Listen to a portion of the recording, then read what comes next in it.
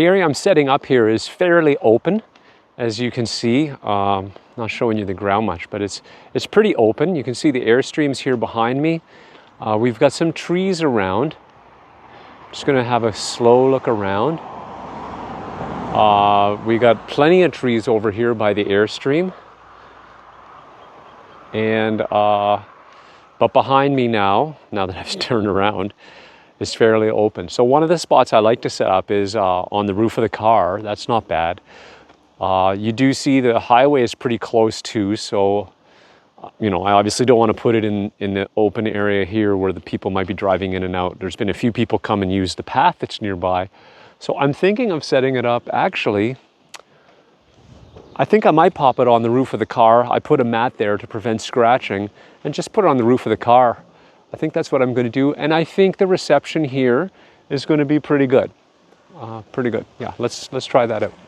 All right, I don't usually do a test with the app to check on the sky, but since I'm going to put it on the top of the van here, on top of Udi, I'm going to do one. I'm going to use their test to go through that. So they have this thing where you check for obstructions, and I'm just going to pick the one that looks like mine. It's a standard sort of rectangular dude. And then it says find an open area, scan the sky, here we go. And then point your camera, it's gonna just direct me. I will point the camera up and it's gonna scan the sky. Oh, it's sucking in all the little green dots from the sky. That's super cool, super cool. Getting a little uncomfy. I'm gonna go this way now. I can't see too well. Oh yeah, I see it, wants me to follow the green dots. Okay, that's cool. Keep going. I don't do this very often, so I don't know what the deal is. And I'm holding the phone about where the dish will be. Going around, says it's about 90%. Looks like I'm doing a great job here. View the results. Let's see how we did here. Quite bright where I am, so you probably see the screen better than me.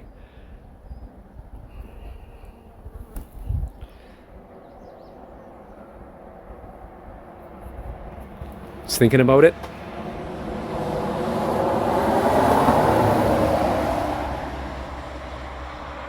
Obstructions at this location may cause interruption with streaming video, web browsing, video calls, and online gaming. Okay. That's fine. I'm going to go for it anyway, but that's good to know. Let's see how it works. Let's see how it works out.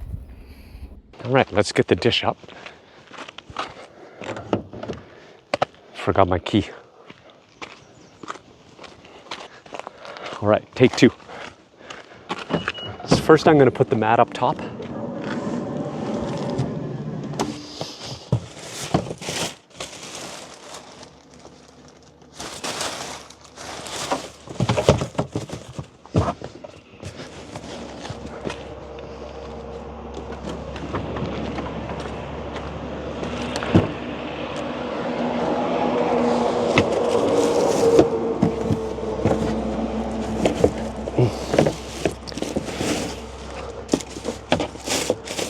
It's my first Starlink setup this trip, so I'm a bit clunky on exactly where is everything.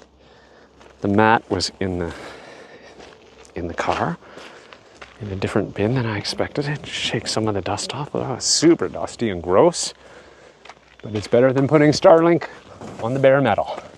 Ta-da! Okay.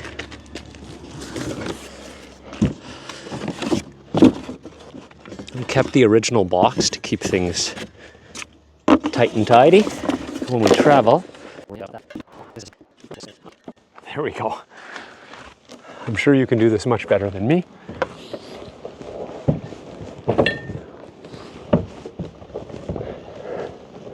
Not on the sunroof. And where I put it through is the front trunk of Garfield. I've seen others who do this too, and it is a good spot to get the cable in without modding your Airstream. I wish well, you'll probably see an option on future Airstreams where they offer Starlink instead of cable. Cable is kind of going the way of the Dodo, so I don't know who would want cable on their Airstream. I mean, not me, maybe lots of people. but not me. Unlock the trunk here. Open the trunk. And I put it on my side of the bed, so I'm going to put the cable over there. I'm going to put it down so nobody trips on it though, and try to keep it out of the greasy spots. So that'll be interesting. Let's see if we could do that. I don't think this video is going to be interesting at all. I'm going to move the camera. So just getting it in through the trunk, get the cable routed on the ground, put most of the extra cable in the trunk, make sure this is minimally dangerous, and close the trunk right on the cable. Doesn't seem to wreck it, thank heavens. Ready to go inside. The indoor setup is a little bit trickier to video with a tripod, so bear with my shaky camera work here.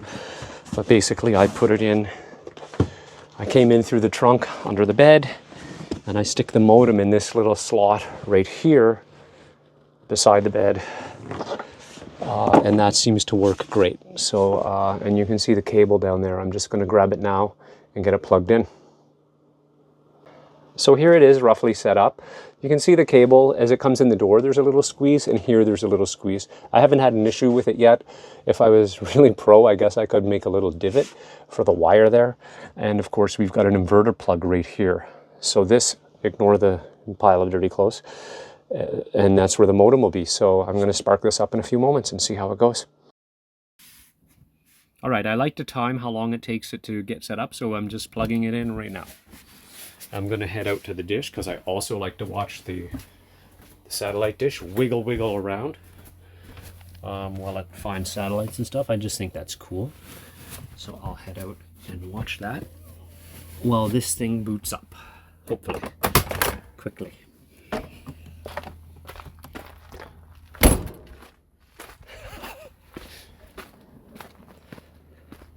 Still shows disconnected and nothing happening here. I probably should have looked at the modem to make sure it was actually turned on, but it should be turned on. I plugged it in.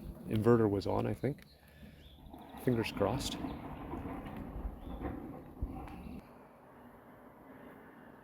Ah, online.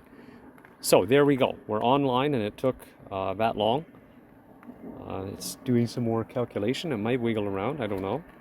Suddenly it became online.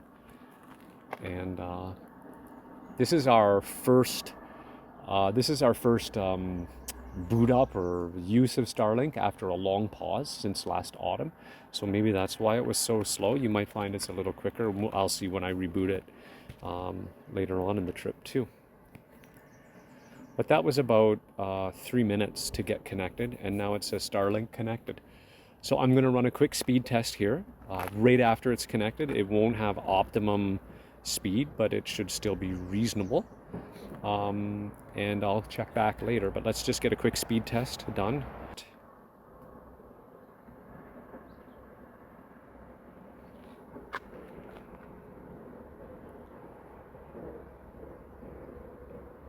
Not bad.